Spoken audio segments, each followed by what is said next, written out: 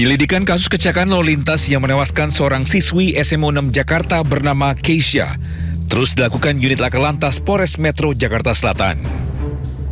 Dari keterangan kepolisian, proses olah TKP telah dilakukan dan juga telah memeriksa 2 orang saksi, yaitu sopir bus sekolah dan seorang penumpang.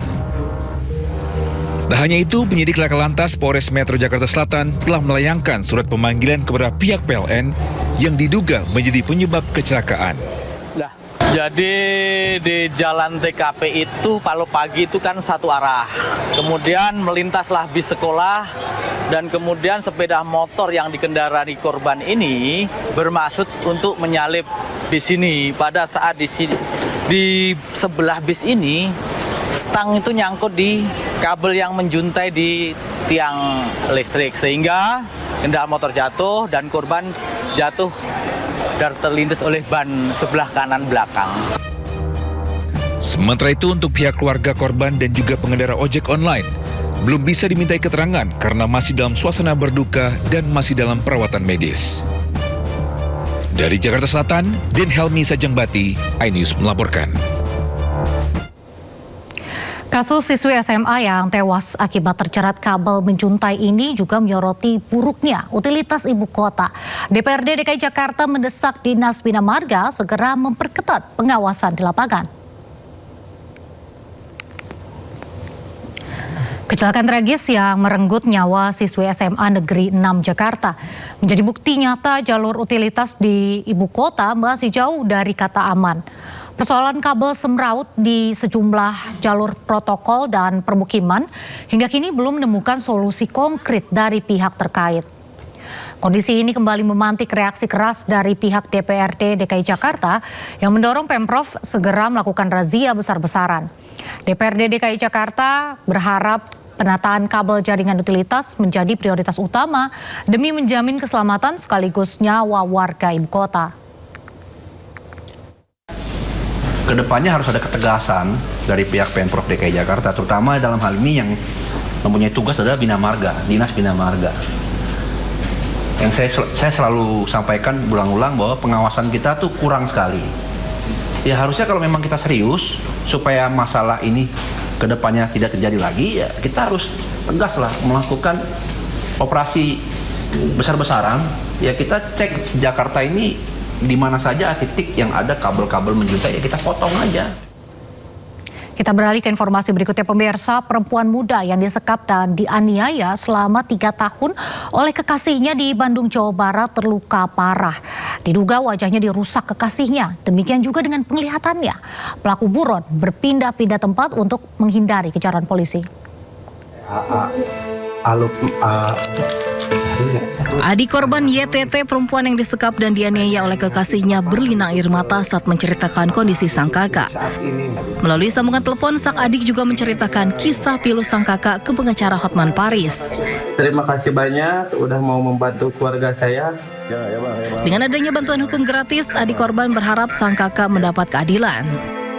Saya juga adik korban sampai nggak mengenali wajah kakak saya sendiri gitu, saking hancurnya mungkin kepalanya gitu. Terus saya sebagai adik gitu nggak bisa ngejaga kakak perempuan saya gitu. Merasa gagal saya ngejaga kakak saya yang perempuan itu.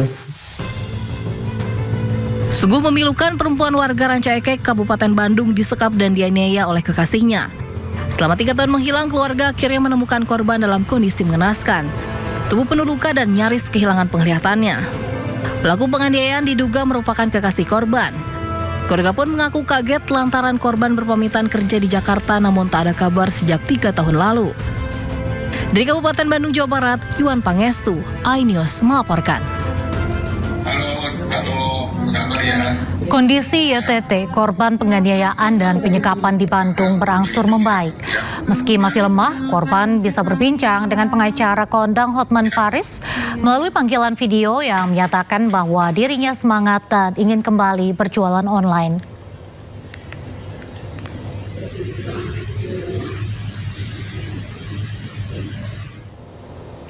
Tim Inafis Polda Jawa Barat melakukan olah TKP di kamar kos lokasi penyekapan dan penganiayaan wanita Buddha di kawasan Cidunuk, Kabupaten Bandung.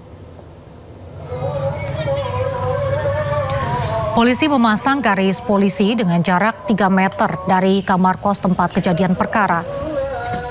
Polisi lalu memeriksa kamar kos tersebut dan hingga saat ini Taufik Hidayat, pelaku penyekapan dan penganiayaan, masih diburu oleh polisi.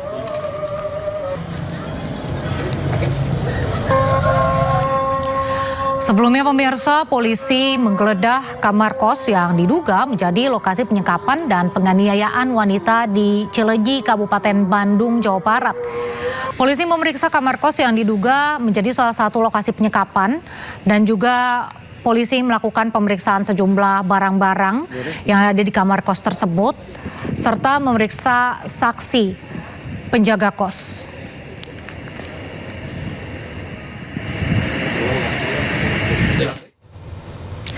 Cerita menyesakan disampaikan korban selama disekap dan disiksa selama 3 tahun.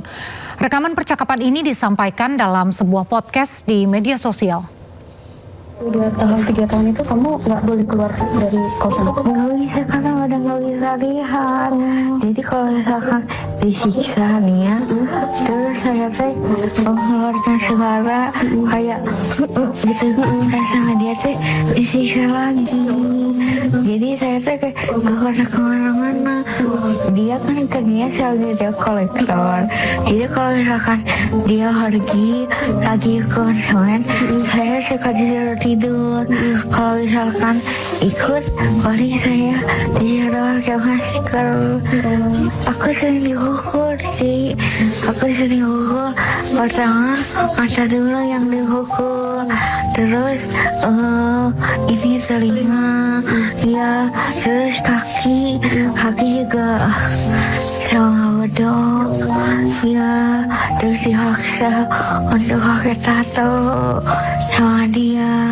Terus kalau makan sehari cuma 1 kali, ya itu juga ya kalau makan aku juga makan sendiri. Terus sisanya bisa dibilang jatah mandi, karena aku nggak bisa lihat ya, jadi mau mandi gimana gitu kan. Kalau aku tuh kayak kecil gitu.